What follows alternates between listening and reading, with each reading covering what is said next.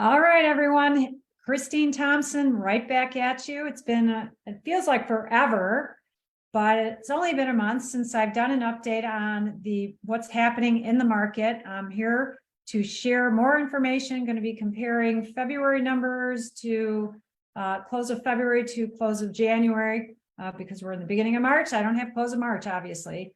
And believe it or not, this is my fun part of the day, a little break from calls and paperwork and running around. So thank you for watching and giving me a reason to take a little break in the day.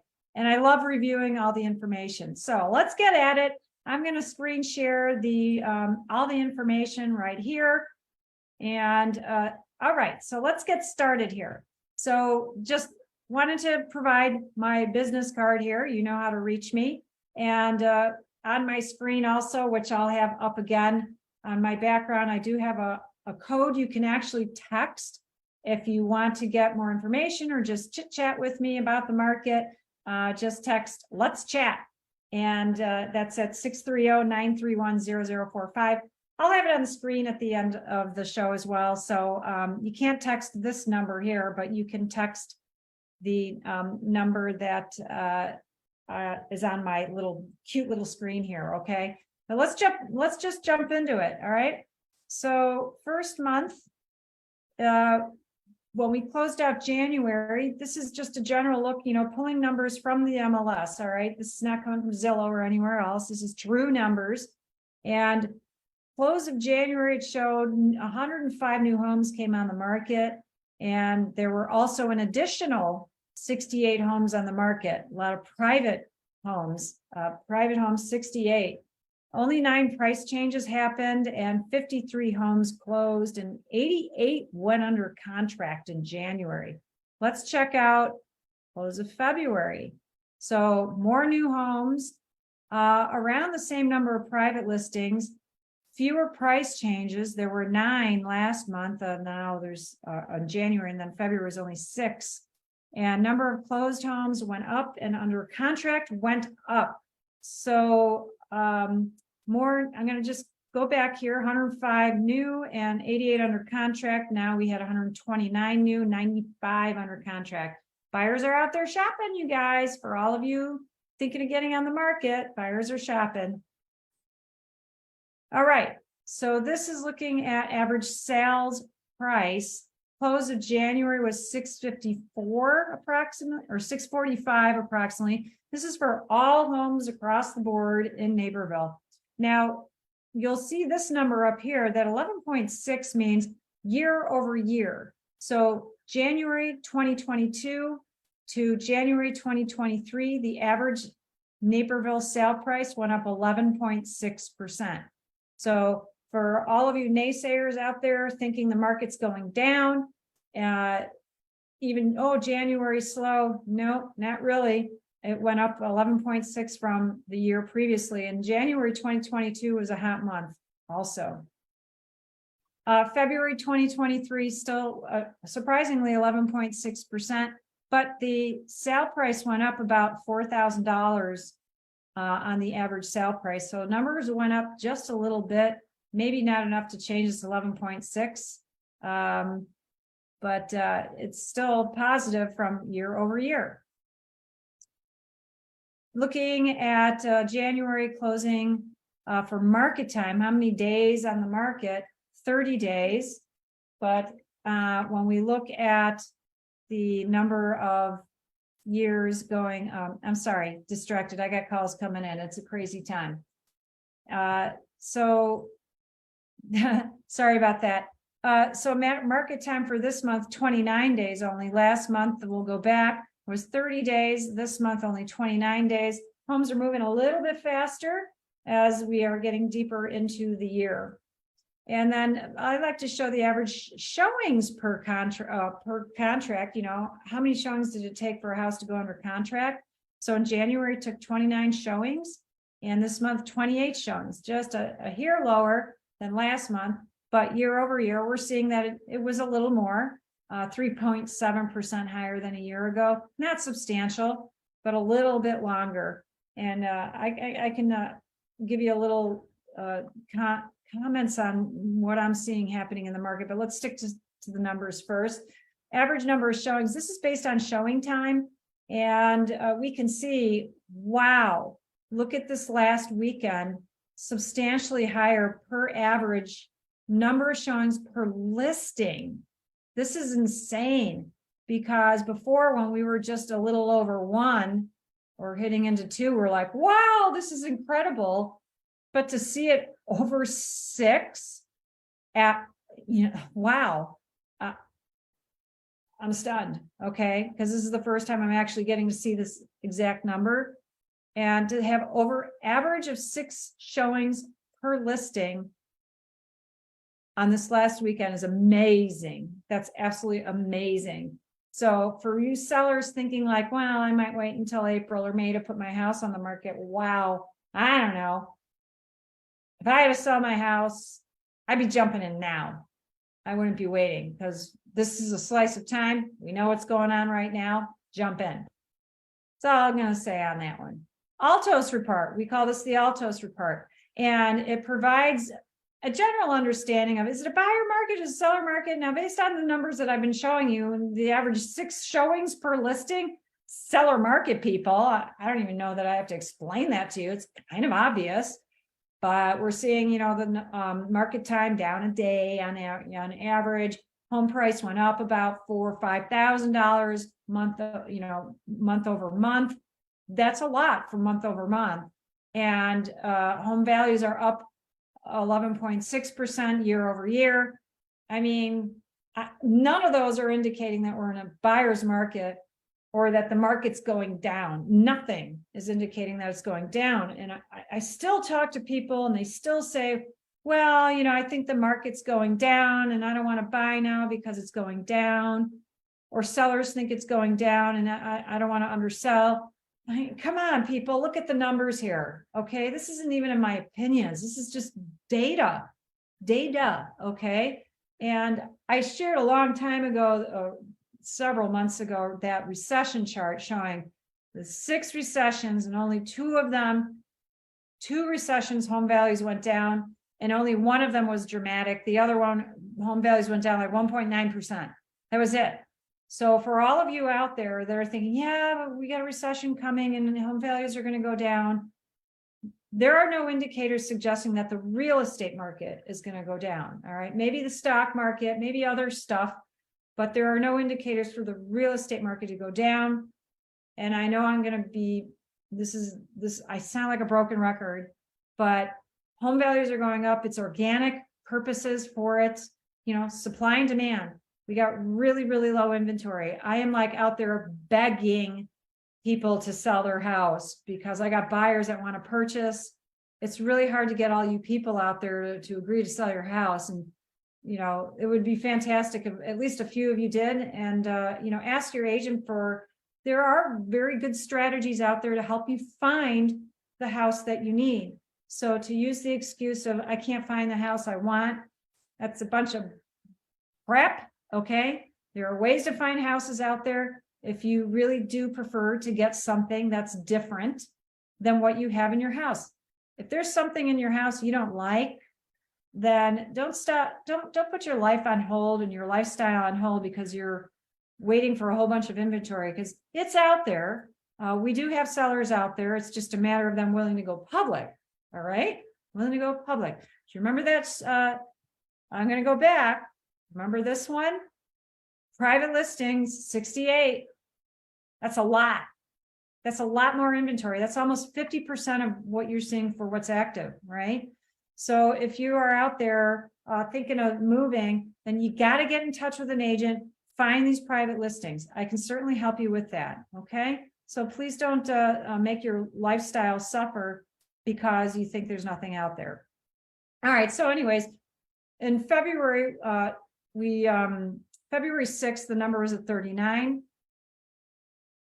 March 6th, 43.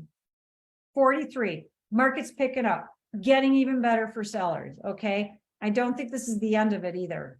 Let's take a look at interest rates, because a lot of you are thinking, yeah, but with interest rates, oh, it's going to kill the market. Oh, no one's out there shopping. So interest rates in February, 6.59 for a 30-year fixed. And we were at 5.45 for people getting clever doing an ARM. And now it's interesting. Interest rates up a little bit, March 3rd. But, you know, and they were creeping up in through the course of February. But did that affect the market? No. We saw less market time. We saw prices going up. We saw showings going to like over 6 on average per listing. I'm sorry, I don't see where that's indicating that buyers are like, oh, I don't want to buy a house because of the interest rates. I never have a client tell me I can't afford the house because of the interest rate. They're just still stuck on the fact of like, well, interest rates were at 3%, so I'm waiting for that.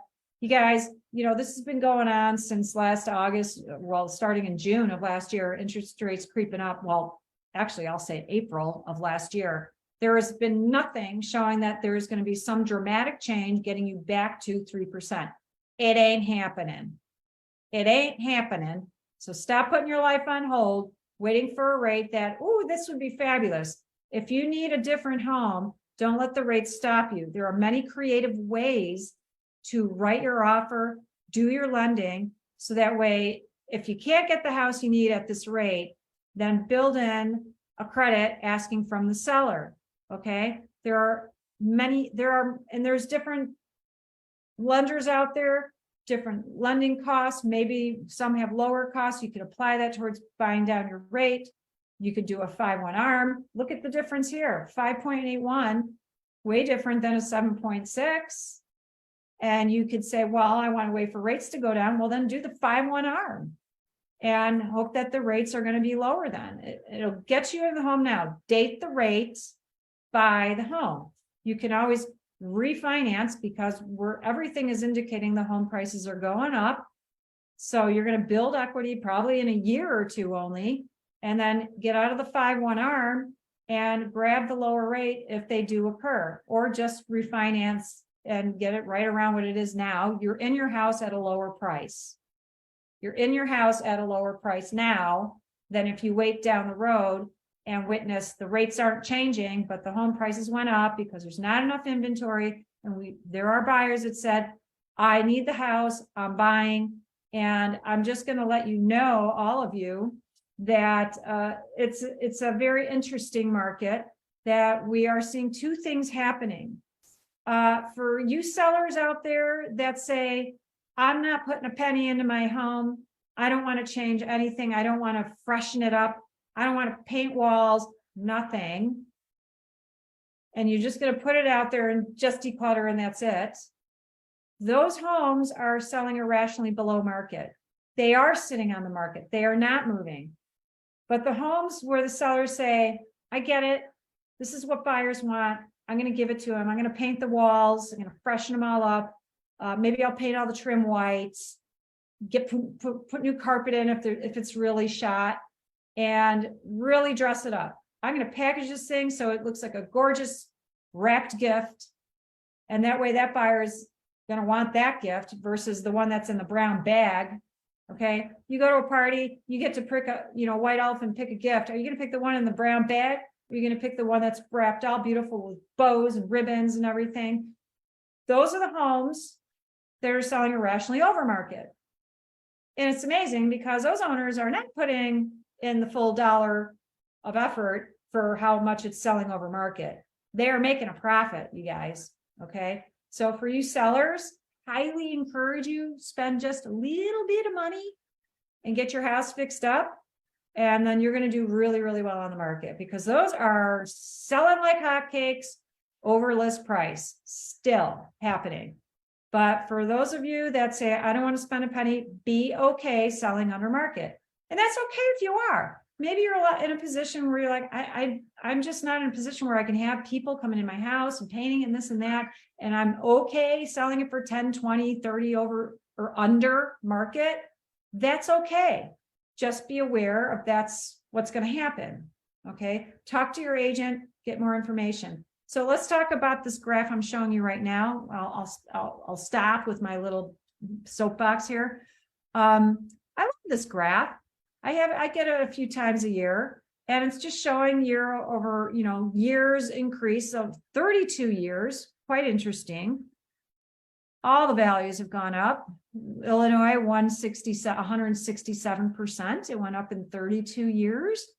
We can see the darkest ones have performed the best, which is really interesting. Oregon, Idaho, Montana, Utah, really high numbers. This is really surprising. I'm just seeing this chart too. So we're all looking at it together. And so for all of you that are thinking, I want to move out of state, and where should I go? And where am I going to get the best equity in my home going forward to my next home? You might want to consider these states. Nice weather too. Well, at least Utah and Colorado. You get into Oregon, Idaho, and Montana, you're going to have winters. But hey, we all like different climates. Obviously, explore the states as far as all the other infrastructure goes, taxes, the whole package. And if you end up thinking like, I think I want to move out of state and I might want to explore some of these states, just an FYI, I got a fantastic, really good agent networking system I've been running. I'm referring clients all over the country now. I don't know why, but I have a lot of people that, I'm just in the network, and people find me and I say, I happen to have an agent for you in Florida. And just tell me the territory and I'll get you an agent in whatever territory you're in within a state.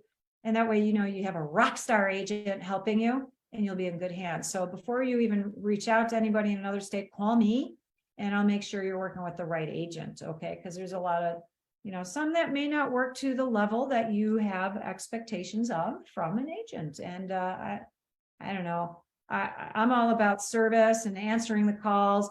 And so those are the agents that I'm referring out to my clients, and obviously very well educated in the territory that they service. So this is an interesting graph. If you want a copy of this, just text me at my caption, let's chat, and I'll be happy to send this to you so you can share it with everyone.